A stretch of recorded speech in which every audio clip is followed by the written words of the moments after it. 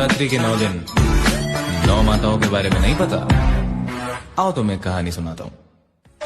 पहला रूप शैलपुत्री सती रूप अवतरित, तृतीय है ब्रह्मचारिणी शिव को जो समर्पित, चंद्रघंटा वो जिनके मस्तक पर चंद्र विराज, कुष्मांडा माँ सब ब्रह्मांड को खुद से उपाधि, स्कंद माता का पंचमी सर्व मोक्ष अंतया, छठवीं माँ कात्यायनी कष्ट रोग सब हरा, काल हरे काल निवारे भूत प्रेत दर कहाँ, भय से भी मुक्त सदा हो काल रात्रि जहाँ पे, श्वेत वस्त्र महागौरी अष्टमी को विराजे, सिद्धिदात्री हो नवमी हाथ चक्र वो साजे बोलो।